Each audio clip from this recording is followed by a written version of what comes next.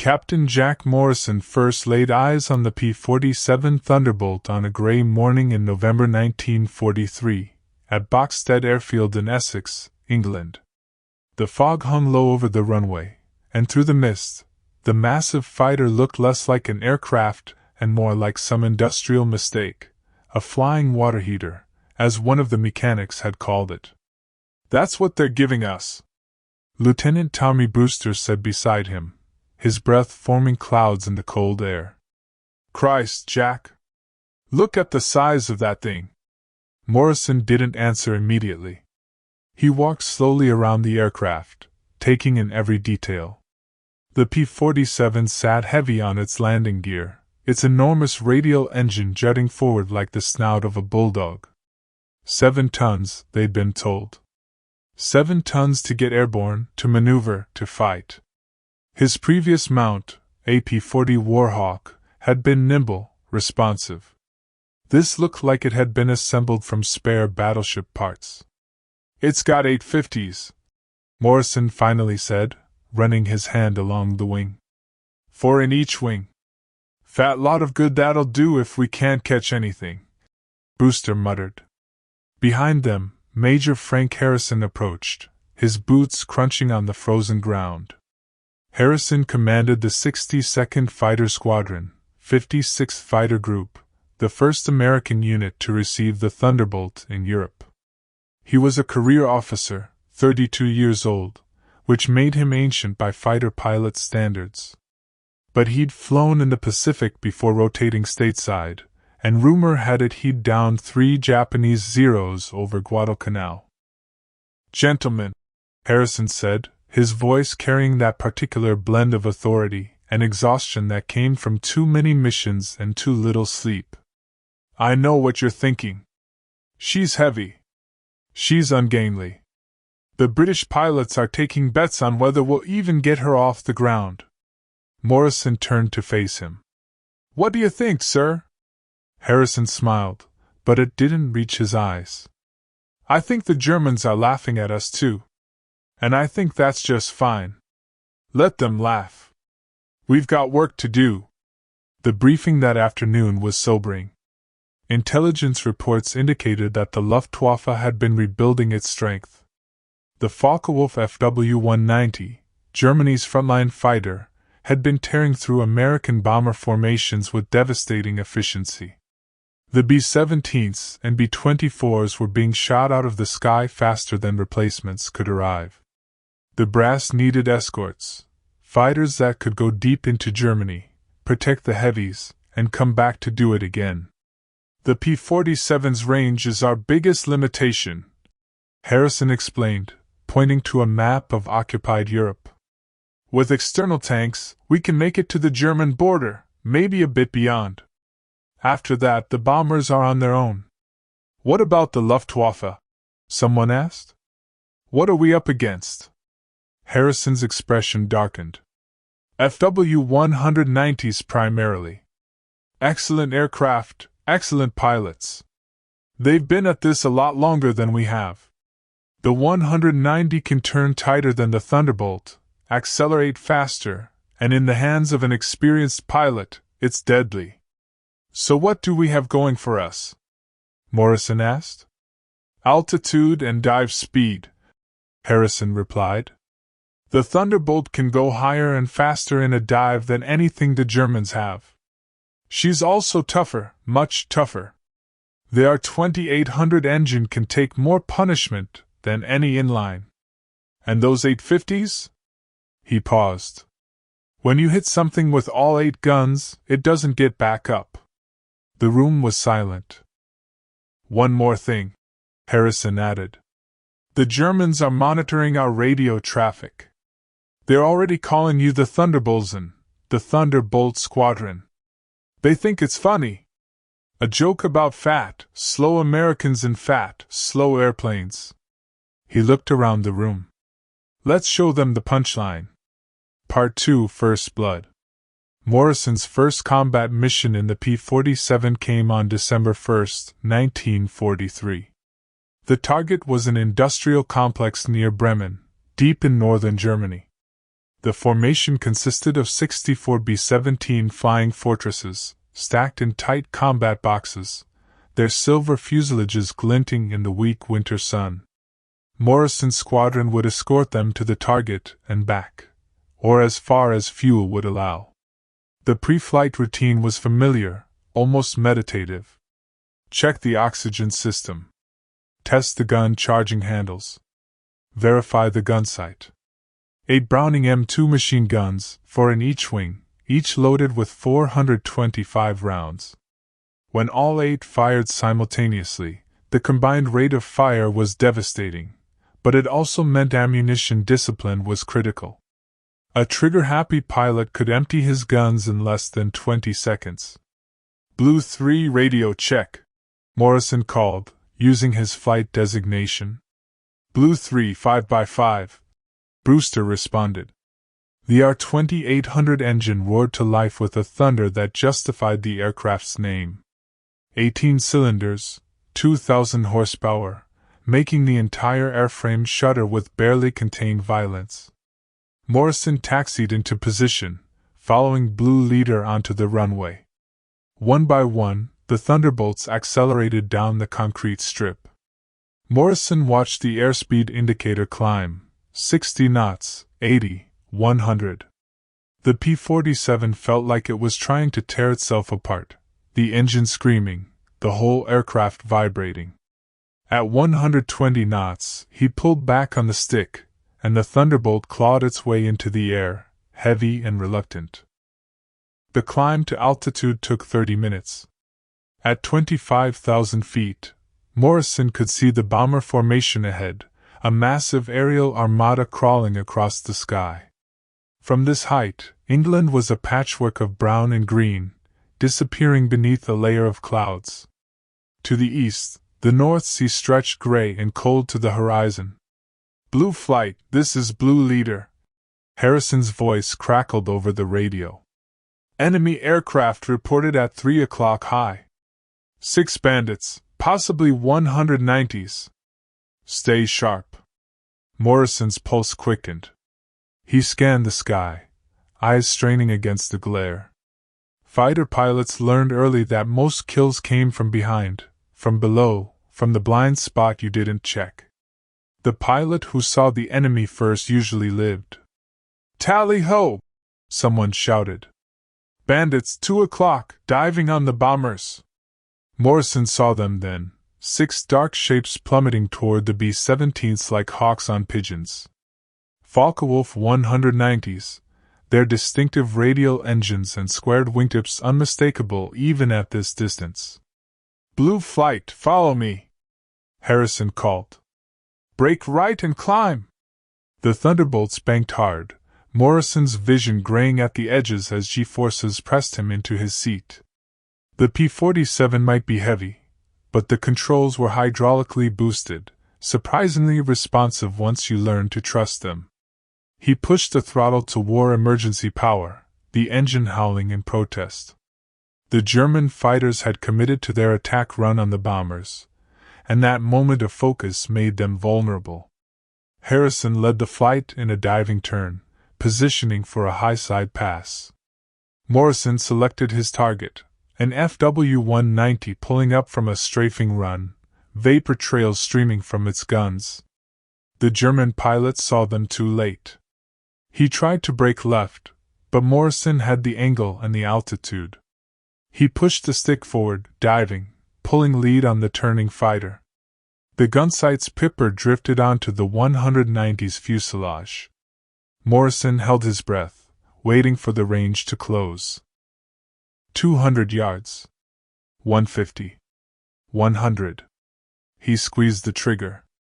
8.50 caliber machine guns erupted simultaneously, and the recoil was like hitting a wall.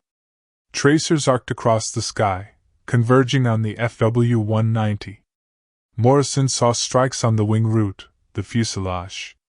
Pieces flew off the German fighter, metal panels, fabric, something larger. The 190 rolled inverted and fell away, smoke pouring from the engine. Morrison didn't watch it fall. Rule 1 of fighter combat: never admire your work. He pulled up hard, searching for threats, his head swiveling constantly. The sky was a chaos of aircraft, bombers, fighters, trails of smoke, bursts of flak from ground batteries below. Blue 3, brake right! Brake right! Morrison snapped the stick hard right without thinking. Something flashed past his canopy, so close he could see the black crosses on the wings. Another 190, guns blazing. Tracers streaked past, missing by feet. Morrison's heart hammered in his chest. He'd almost died without even seeing the threat. He reversed the turn, trying to get behind the German fighter, but the 190 was already gone, diving away at impossible speed. Morrison started to follow, then remembered Harrison's briefing: never follow a 190 into a dive unless you have altitude advantage. The German fighter could outdive the P-47 at low altitude. Blue flight, reform on me, Harrison ordered. Check your fuel and ammo. Morrison glanced at his gauges.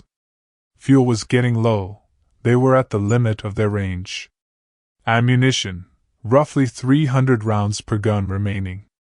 The brief engagement had consumed a surprising amount. Blue 3, Winchester on 2 guns, Brewster reported. Out of ammunition.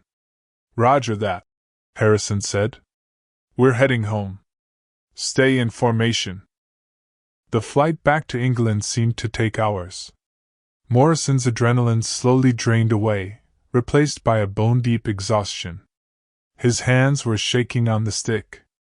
He'd fired his guns in anger for the first time, possibly killed a man, and been seconds away from dying himself. All in the space of about 90 seconds. When they landed at Boxstead, Morrison climbed out of the cockpit on unsteady legs. The crew chief was already examining the aircraft, and Morrison saw his expression change. Sir, you took some hits. Morrison walked around to look. 3 holes in the tail section, 1 in the wing. He didn't remember being hit. The P-47's armor had done its job, the rounds had penetrated non-critical areas, and the robust structure had shrugged them off. She'll fly again, the crew chief said confidently. That evening, in the officers' club, the pilots of the 62nd gathered to debrief. The mission had been costly. 2 B-17s lost, 1 Thunderbolt down with the pilot missing. But they'd driven off the German fighters and protected most of the bombers. Harrison raised his glass. To absent friends, he said quietly. Absent friends, they echoed. Morrison stared into his whiskey. 1 mission down. How many more to go? The standard tour was 25 missions. After today, that number seemed impossibly distant. Part 3, Learning Curve. Over the next month, Morrison flew 8 more missions. Each one was different, yet somehow the same: the grinding anxiety of the pre-flight, the long climb to altitude, the sudden violence of combat, the tense flight home with failing fuel and damaged aircraft. The P-47 revealed itself slowly, like a complicated puzzle. She wasn't nimble, but she was honest.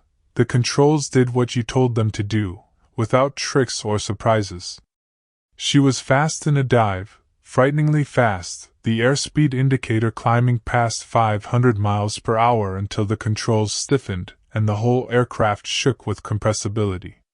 She could take punishment that would destroy other fighters. Morrison had seen Thunderbolts come home with cylinders shot out, control surfaces shredded, holes large enough to crawl through. The R-2800 engine was nearly indestructible. But the FW-190s and BF-109s were still dangerous, still deadly. The German pilots had years of experience, and they knew how to exploit the P-47's weaknesses. They'd lure the American fighters into low-altitude turning fights where the lighter German aircraft had the advantage. They'd attack from the sun, from the clouds, from angles you didn't expect. Morrison learned. They all learned. Or they died. Lieutenant Brewster died on January 15, 1944. His P-47 was hit by flak over Hanover, the right-wing fuel tank exploding in an orange fireball. Morrison watched him go down, watched the Thunderbolt cartwheel into a forest below. No parachute. Just there one moment, gone the next.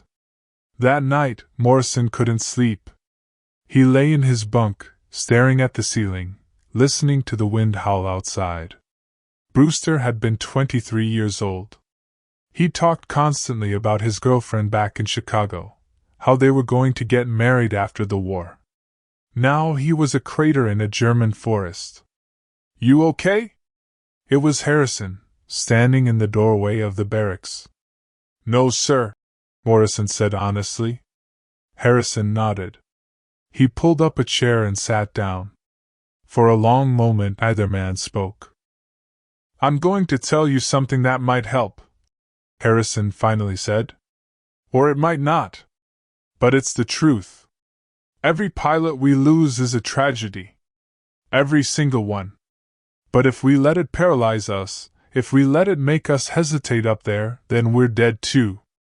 The only way to honor them is to survive. To learn from their mistakes. To be better tomorrow than we were today." "I could have saved him," Morrison said quietly. "No, you couldn't," Harrison said firmly. "Flak is random. It's luck, good or bad. You couldn't have done anything. Then what's the point? If it's just luck, just random chance?" Harrison stood. "The point is that we don't give up. We don't quit. We keep flying, keep fighting, because that's what they would have wanted. Because someone has to stop this war. And because, despite everything, we're getting better at this. We're learning." He walked to the door, then paused. "Morrison, you're a good pilot. One of the best I have. Don't let this break you." After he left, Morrison lay awake for another hour. Then he got up, found a notebook, and began writing down everything he'd learned about combat in the P-47. Every tactic, every lesson, every hard-won piece of knowledge. If he was going to survive this, he needed to be smart. He needed to be better. Part 4: The Hunters. By March 1944, everything had changed. The P-47 squadrons had been flying for months now, and the lessons had been written in blood and wreckage. The tactics had evolved. The pilots had learned. The most important discovery was simple: use the Thunderbolt's strengths, avoid its weaknesses. Don't turn with the German fighters. Dive on them from above, make one pass with all 8 guns blazing, then extend away using superior speed and dive performance. If the enemy tried to follow, they'd lose energy trying to keep up. Then the P-47s would soon climb back to altitude and repeat. It was called boom and zoom, and it was brutally effective. Morrison was leading a flight now, promoted to flight leader after 2 of the senior pilots rotated home. He had 16 missions under his belt, which made him a veteran. His P-47, nicknamed Jersey Thunder, after his home state, bore 8 small swastikas under the canopy, 1 for each confirmed kill. The mission briefing on March 23 was different. Instead of bomber escort, they were assigned a fighter sweep, hunting for German aircraft over occupied France. Intelligence reports indicate significant Luftwaffe activity in the Reims area, the briefing officer explained. Multiple fighter groups staging for operations against our bomber formations. Our job is to catch them on the ground or during takeoff, when they're most vulnerable. Morrison studied the map. Reims was deep in France, near the limit of the P-47's range even with drop tanks. They'd have maybe 20 minutes over the target area before they had to turn for home. "What about flak?" someone asked. "Heavy and accurate around all German airfields," the officer replied. "Stay above 3,000 feet during your attack runs. Any lower and you're asking to get hit." The flight to Reims was uneventful. Morrison led his 4-ship formation at 20,000 feet, scanning the sky constantly. The weather was clear, visibility unlimited, good for hunting, bad for hiding. Bandit calling, 11 o'clock low, Morrison's wingman reported. Multiple aircraft on the deck. Morrison looked down and felt his pulse spike.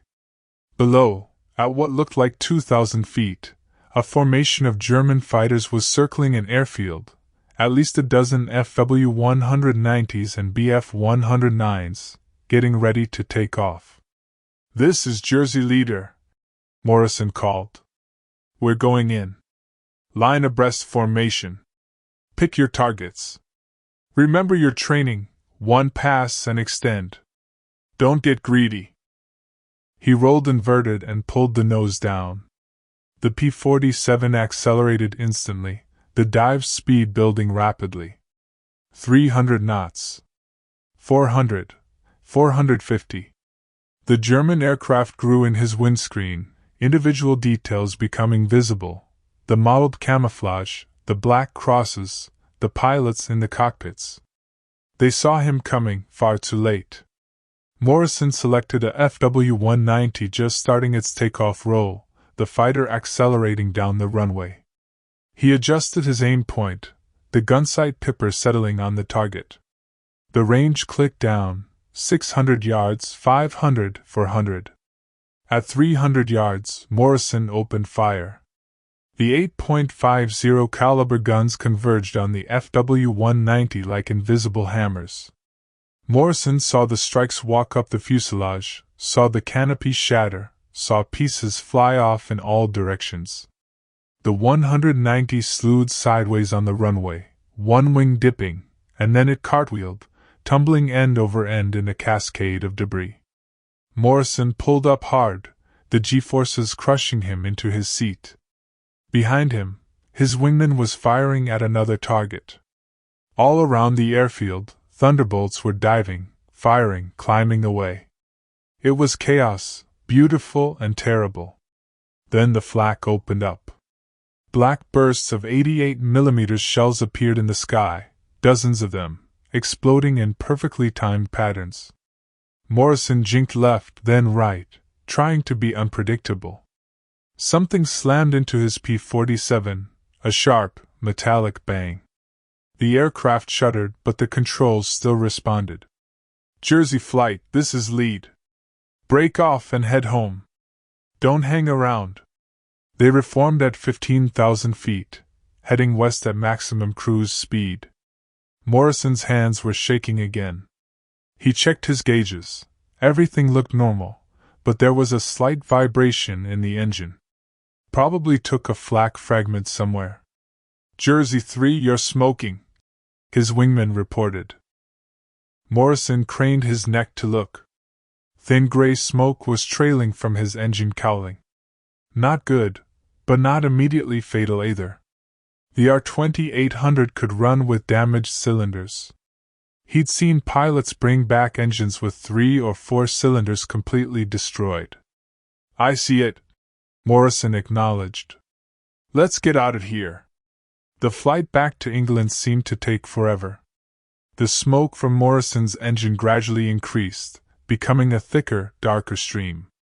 The oil pressure was dropping, the cylinder head temperature rising.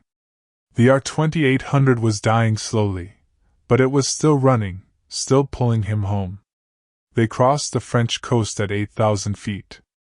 Morrison could see England ahead, a dark line on the horizon. 50 miles. 40. 30. The engine seized with a bang like a gunshot. One moment it was running rough, the next it locked solid, the propeller freezing in place. Morrison's forward momentum carried him another few miles, the P-47 gliding surprisingly well for such a heavy aircraft. "Jersey Lead, you need to bail out," his wingman urged. "Negative," Morrison said. He could see Boxstead Airfield ahead, maybe 5 miles away. "I can make it." He was too low for a normal pattern. Morrison aimed straight for the runway, configuring the aircraft for landing, gear down, flaps down. The P-47 was a 7-ton glider now, sinking steadily toward the ground. The runway threshold passed underneath. Morrison pulled the nose up slightly, bleeding off speed. The main gear touched down with a chirp of rubber, the aircraft settling onto the runway. Morrison hit the brakes, and the P-47 rolled to a stop with maybe 500 feet of runway to spare. The silence after engine shutdown was profound. Morrison sat in the cockpit for a moment, hands still gripping the stick, breathing hard. Then he opened the canopy and climbed out. The crew chief appeared, running across the apron. He stopped when he saw the engine. "Jesus, sir! What happened?" Morrison looked. The engine cowling was peppered with holes, dozens of them. Flak fragments had torn through the cowling, severed cooling lines, punched through cylinders. It was a miracle the engine had run at all, let alone for another 90 miles. "She brought me home," Morrison said simply. That evening, in the intelligence debriefing, Morrison reported 3 confirmed kills on the ground, 1 in the air. The other members of his flight had similar tallies. Overall, the mission had destroyed or damaged 17 German aircraft for the loss of 0 American fighters. Harrison found him afterward. "Good work today, Captain." "Captain?" Morrison echoed. Harrison grinned. "Congratulations. The promotion came through this morning. You're officially the operations officer for the squadron." Morrison didn't know what to say. "Captain?" He was 25 years old, and he was responsible for the lives of 30 pilots. "Don't look so worried," Harrison said. "You've earned it. The men respect you. You bring them home." "Not all of them," Morrison said quietly, thinking of Brewster and a dozen other names. "No," Harrison agreed. "Not all of them. But more of them than would come home without you." Part 5, Deep Penetration. April 1944 brought a new phase of the air war. The P-51 Mustang had arrived in theater, a long-range escort fighter that could accompany the bombers all the way to Berlin and back. But the P-47s weren't retired. Instead, they were given a new role: ground attack. The Thunderbolt, it turned out, was even better at destroying things on the ground than in the air. The 8.50 caliber guns could shred locomotives, trucks, aircraft on the ground. The P-47 could carry bombs, rockets, anything you could hang on the wings. And the robust construction meant it could survive ground fire that would destroy lighter fighters. Morrison's first ground attack mission was against a German supply convoy near Chartres. The briefing was straightforward: find the convoy, destroy the vehicles, return home. Simple on paper. In practice, ground attack was the most dangerous mission a fighter pilot could fly. Low altitude, heavy flak, no room for error. They found the convoy on a secondary road, a long line of trucks and half-tracks moving east toward the front. Morrison's flight approached from the west, staying low, using terrain to mask their approach. "Jersey flight, we're going in line astern," Morrison called. "I'll take the lead vehicle, everybody else work your way back down the convoy. Watch for flak." He pushed the stick forward, dropping to 100 feet above the road. The trucks grew rapidly in his windscreen. He could see German soldiers scrambling out of the vehicles, running for cover. Too late. Morrison opened fire at 500 yards. The 8.50 calibers reached out like burning fingers, walking down the road. The lead truck exploded, then the second, then the third. Fuel tanks erupted in orange fireballs. Ammunition cooked off, sending tracers spiraling in all directions. Then the flak started. 20mm and 37mm anti-aircraft guns opened up from defensive positions Morrison hadn't seen. Tracers filled the air, so thick it looked like you could walk on them. Something hit his right wing with a tremendous bang. Morrison jinked hard left, then right, trying to be unpredictable. He pulled up and over a tree line, putting terrain between himself and the guns. "Jersey 3 is hit!" someone shouted. "Engines on fire!" Morrison looked back and saw one of his wingmen trailing smoke, the P-47 losing altitude. "Can you make it to friendly territory?" "Negative. I'm putting her down." Morrison watched helplessly as the damaged Thunderbolt bellied into a field, sliding across the ground in a spray of dirt and debris. The aircraft came to rest against a stone wall. The canopy opened, and the pilot climbed out, running away from the wreckage. "Jersey 2, circle at altitude and mark his position," Morrison ordered. "We'll call in a rescue." The mission felt like a defeat despite the destroyed vehicles. One pilot down, one P-47 lost, in exchange for maybe 24 trucks. Morrison wondered if it was worth it. Harrison thought so. "Every truck we destroy is supplies that don't reach the German front lines," he explained that evening.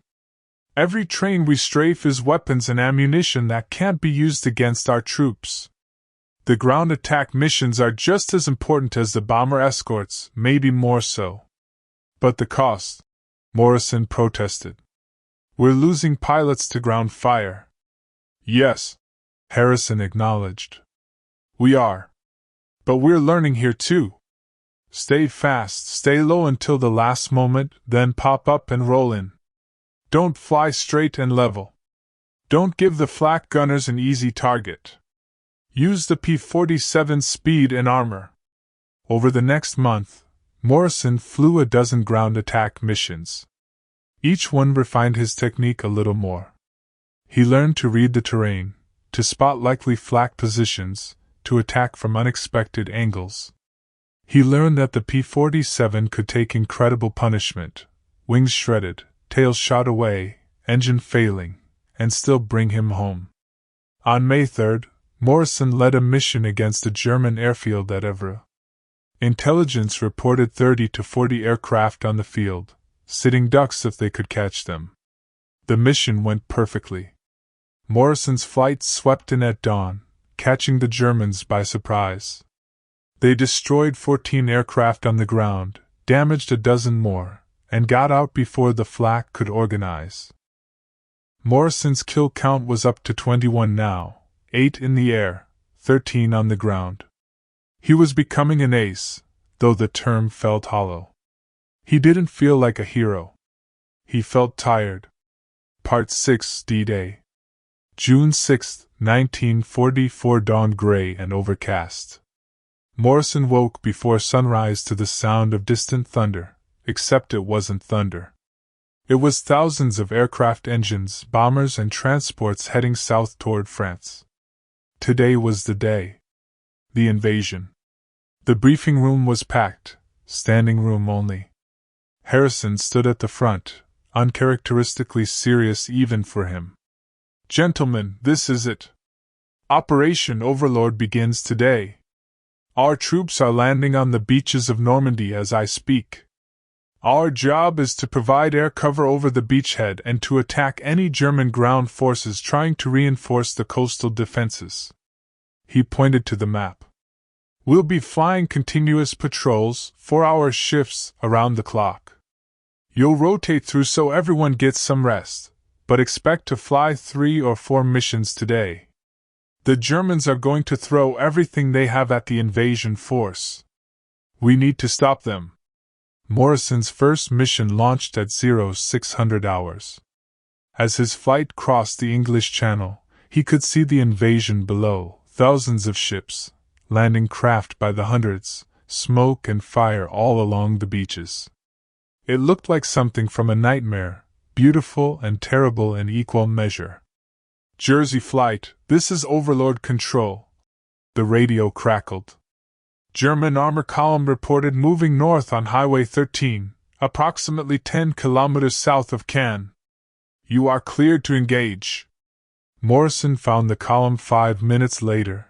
Tanks, half-tracks, trucks, stretching for miles down the road. Reinforcements heading for the beaches. His mission was simple: stop them. "Jersey Flight, follow me down." Target the lead vehicles first, block the road. The first pass was textbook perfect. Morrison's guns tore into a Panzer IV, striking the thin top armor. The tank brewed up, flames shooting from the hatches. Behind it, other vehicles swerved and stopped, the column grinding to a halt. Good kill, lead. Making my run now. For the next 20 minutes, Morrison's flight systematically worked over the column. The P-47s would dive, fire, pull up, circle back. The .50 caliber rounds couldn't always penetrate tank armor, but they could destroy trucks, kill infantry, force the tanks to button up and stop moving. The German flak was intense. Morrison felt impacts on his aircraft multiple times, sharp metallic bangs as bullets or shells punched through the wing, the fuselage. But the P-47 kept flying, solid and reliable as always. When they finally exhausted their ammunition, Morrison led the flight back to Bogstad. They landed, rearmed, and were back in the air within an hour. And again 4 hours after that. And again after that. By the end of the day, Morrison had flown 4 missions, fired over 10,000 rounds of ammunition, and destroyed or damaged at least 30 vehicles. He was so exhausted he could barely climb out of the cockpit. But the beachhead was holding. The invasion was succeeding. Over the next weeks, the air war intensified. The Luftwaffe threw everything at the Allied forces: fighters, bombers, even suicide attacks. But the American and British air superiority was overwhelming. For every German aircraft that got through, 10 were shot down. Morrison's squadron moved to France in July, operating from a hastily constructed airfield near Corentin. Now they were flying multiple missions per day: close air support for the ground troops, interdiction of German supply lines, fighter sweeps hunting for the increasingly rare Luftwaffe aircraft. The P-47 proved perfect for this kind of warfare. It could carry bombs, rockets, drop tanks. It could survive ground fire that would destroy other aircraft. And when German fighters did appear, the Thunderbolt's 8.50 calibers made short work of them. On August 15th, Morrison shot down his 30th aircraft, a Bf-109 that made the mistake of trying to turn with him at altitude. The 109 was lighter, more maneuverable, but Morrison had learned patience. He kept the pressure on, keeping the German pilot defensive, bleeding his energy. When the 109 finally stalled, Morrison was there, guns blazing. The German fighter came apart in midair. 30 kills. Morrison was an ace 5 times over. The squadron was calling him Thunderjack, now, a name he didn't particularly like but couldn't shake. Harrison recommended him for the Distinguished Service Cross. The medal felt heavy and meaningless. Part 7: The Long Road. September 1944. Morrison sat in the cockpit of Jersey Thunder, waiting for takeoff clearance. His hands were steady on the controls, his mind clear. 43 missions. He passed the required 25 months ago, but had volunteered to stay. Someone had to teach the new pilots, someone had to lead them. The mission was a fighter sweep over the Ruhr Valley, deep in Germany. Intelligence reported renewed Luftwaffe activity. New jets, the Me-262, were appearing in increasing numbers. Fast, deadly, almost impossible to catch. The P-47 was reaching the limits of its capability. But there was still work to do. Morrison's flight crossed into German airspace at 28,000 feet, the Thunderbolts maintaining tight formation. The weather was clear, and below he could see the devastation of war: bombed cities, cratered fields, smoking factories. Jersey lead, this is Overlord Control. Multiple bandits reported at your 12 o'clock high. Estimate 20+ aircraft. Morrison's eyes scanned the sky ahead. There, dark specks at the extreme range of visibility, high above them. A lot of them. I see them, Morrison acknowledged. Jersey flight, prepare to engage. Maintain altitude advantage. As they closed, Morrison could make out the details. Focke-Wulf 190s, maybe 2 full squadrons. The Germans had altitude advantage. They were at 32,000 feet, 4,000 feet above the P-47s. Not good.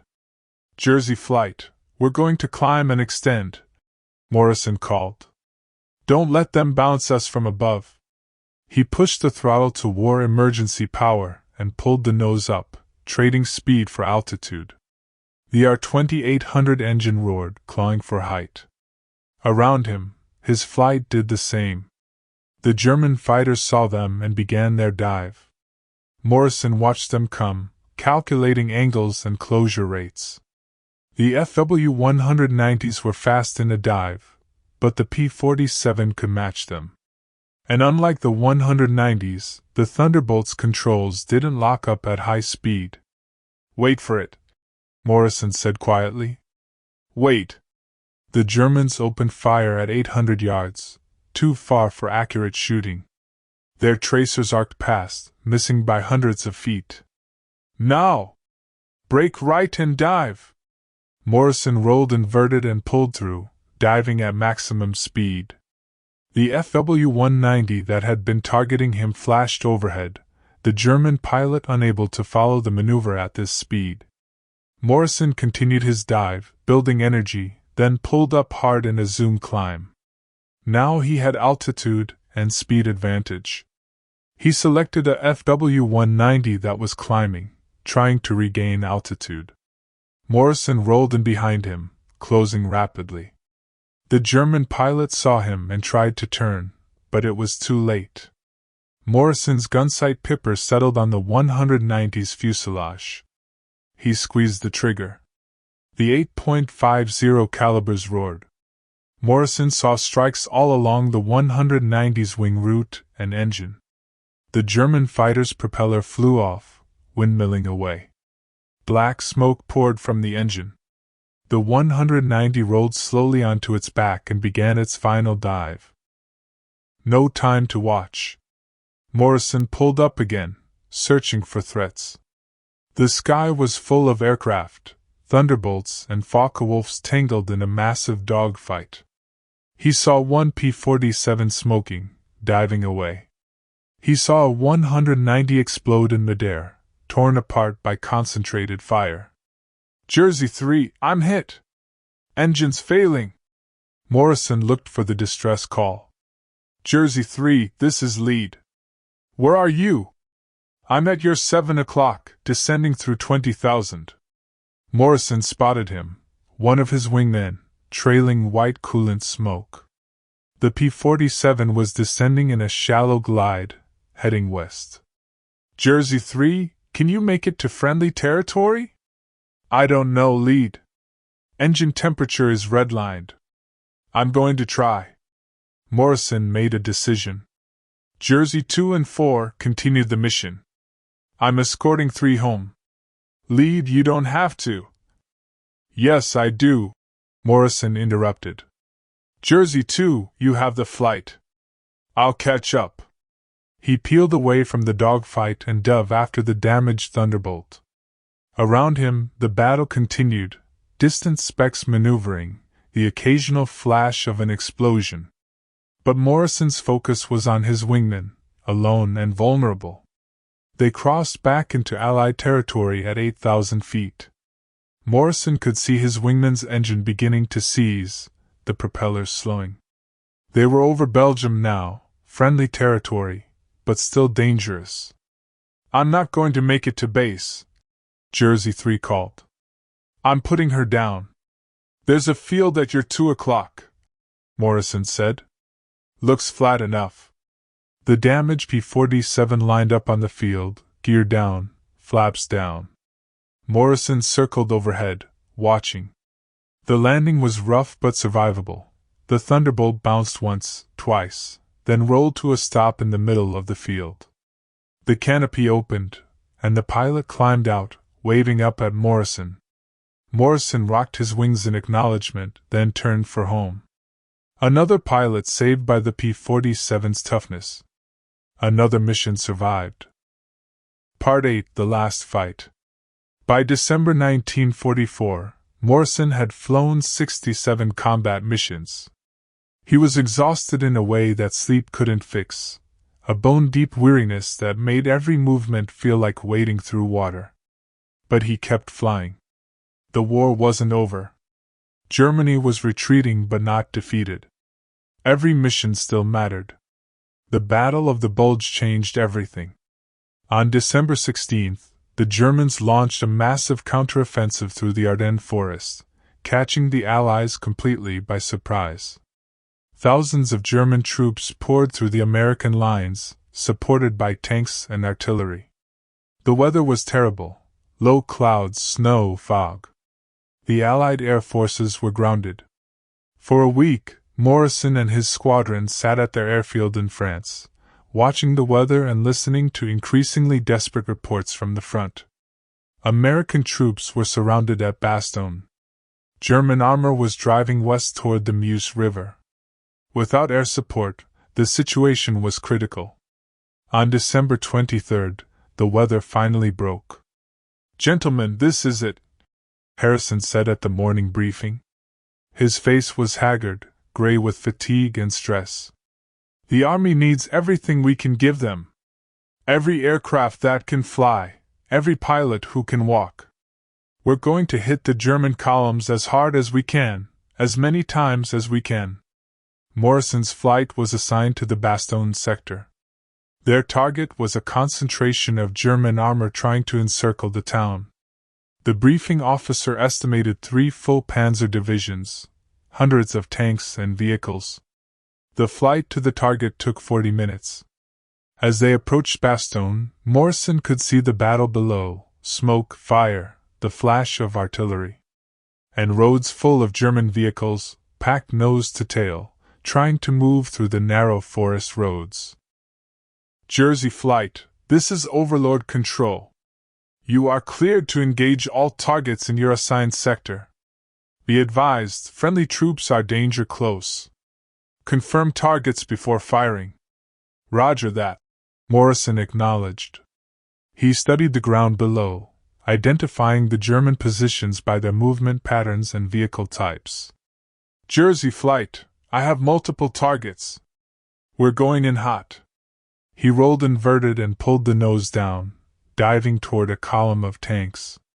The P-47 accelerated rapidly, the airspeed climbing past 400 knots. Morrison armed his rockets, 6 5-inch high explosive rockets under the wings, in addition to the 8.50 caliber guns. At 2,000 feet, Morrison fired the first rocket. It leapt off the rail with a whoosh of smoke, arcing down toward a Panther tank. The rocket hit just behind the turret, and the tank exploded in a gout of flame. Morrison fired again, and again, rippling off all 6 rockets in quick succession. 3 more tanks were hit, 2 destroyed, 1 damaged. Then he opened up with the guns. The 8.50 calibers tore into the German column like a chainsaw. Trucks exploded. Half-tracks burned.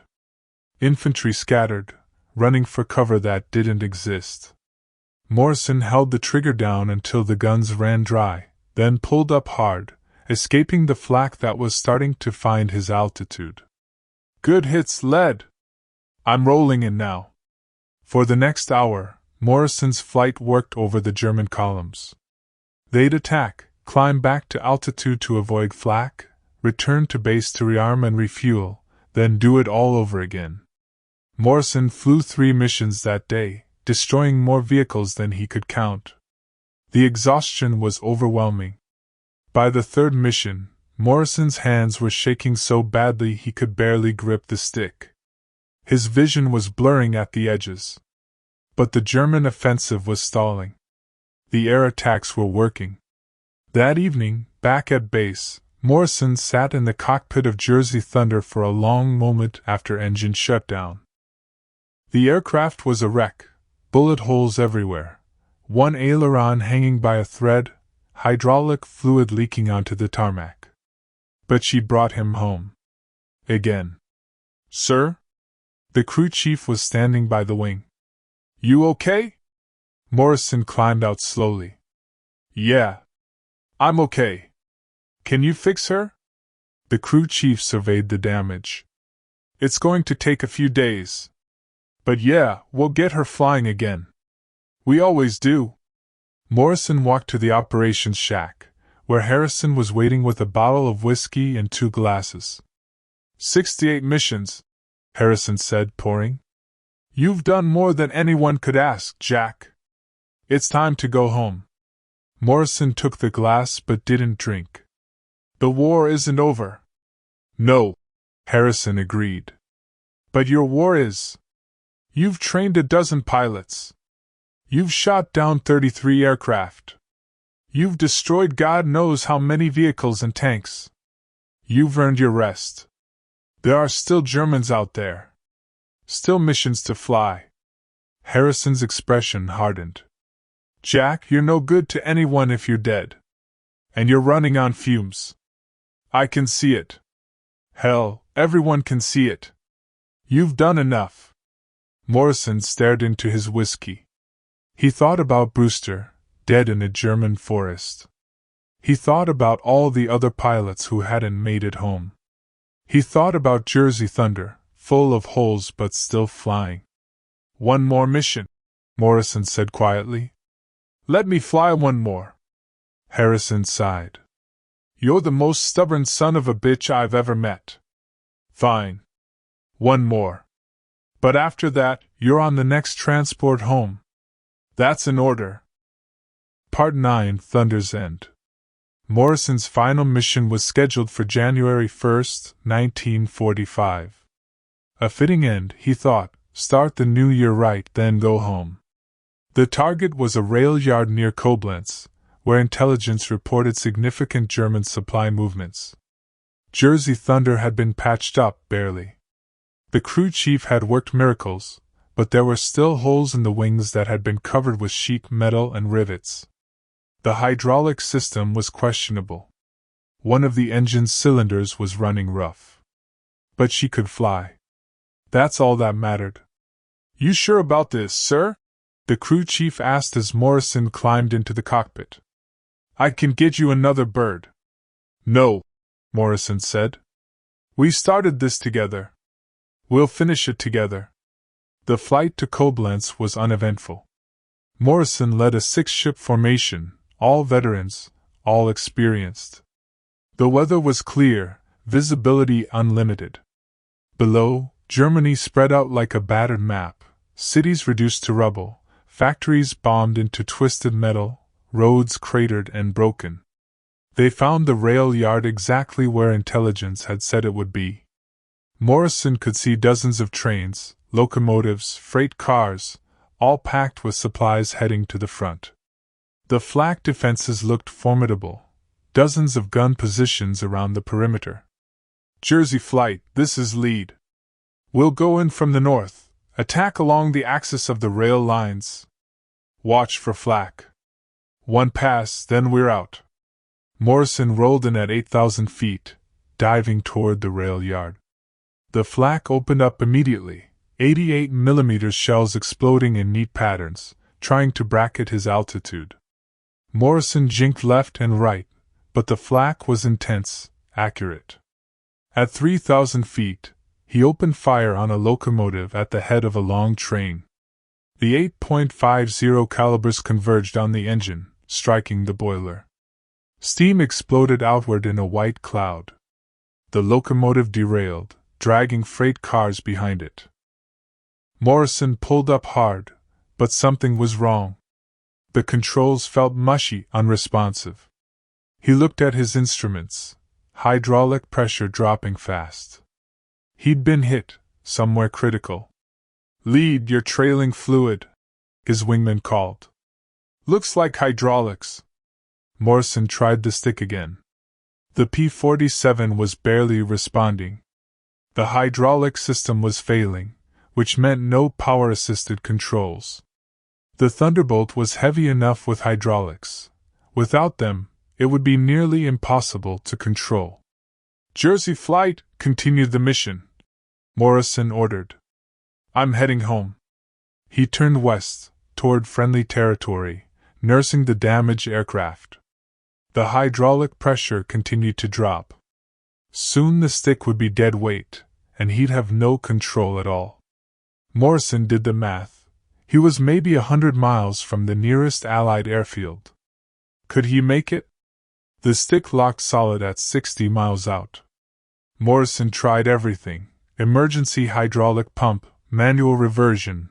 Nothing worked. Jersey Thunder was flying straight and level, but Morrison couldn't turn, couldn't climb or dive. The aircraft was essentially a 7-ton glider with an engine. This is Jersey Lead declaring an emergency, Morrison called. I've lost all hydraulic pressure. Controls are locked. I'm going to have to bail out. Roger, Lead. We'll mark your position. Morrison looked down at the controls, at the worn stick and throttle. He'd flown this aircraft through hell and back. She'd saved his life more times than he could count. It felt wrong to abandon her now. But Harrison's words echoed in his mind: "You're no good to anyone if you're dead." Morrison trimmed the aircraft as best he could with the electric trim tabs, then unstrapped and opened the canopy. The wind blast was tremendous, trying to tear him out of the cockpit. He took a deep breath, said a silent goodbye to Jersey Thunder, and jumped. The slipstream caught him instantly, tumbling him end over end. Morrison pulled the ripcord, felt the parachute deploy with a sharp jerk. Suddenly everything was quiet except for the wind whistling past his ears. Below, Jersey Thunder continued straight and level for another few seconds. Then the nose dropped slightly, and the P-47 began a gentle spiral down toward the ground. Morrison watched as the aircraft that had carried him through 69 missions made its final flight, alone, ending in a distant field in a shower of dirt and debris. Morrison landed hard in a snow-covered field somewhere in Belgium. He gathered up his chute, oriented himself, and started walking west. Within an hour, he was picked up by an American patrol. 3 days later, he was back in England, standing in front of Harrison's desk. "You jumped," Harrison said. "I jumped," Morrison confirmed. "Good. That means I don't have to court-martial you for disobeying orders." Harrison stood and extended his hand.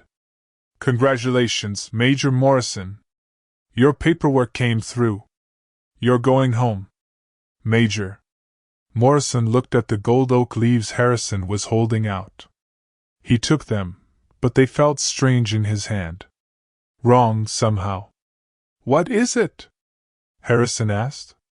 "I was just thinking about Brewster," Morrison said. "And all the others who didn't make it home. They should be getting these medals. Not me."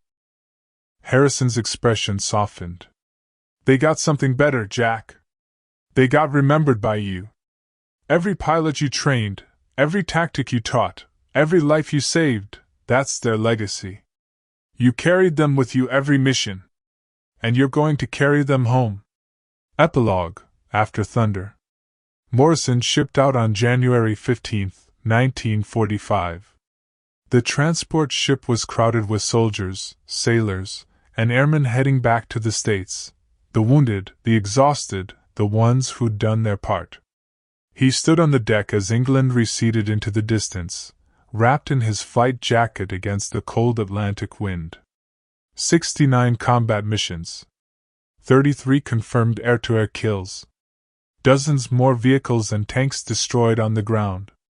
A Distinguished Service Cross, 2 Silver Stars, 3 Distinguished Flying Crosses, and more air medals than he could count. But what Morrison remembered most wasn't the medals or the kill counts. It was the sound of the R-2800 engine starting up in the pre-dawn darkness. The weight of the stick in his hand as he rolled in on target. The solid, honest feel of the P-47 responding to his commands. The way Jersey Thunder had always brought him home. The Germans had laughed at the Thunderbolt. Called it slow, called it fat, called it a flying bathtub.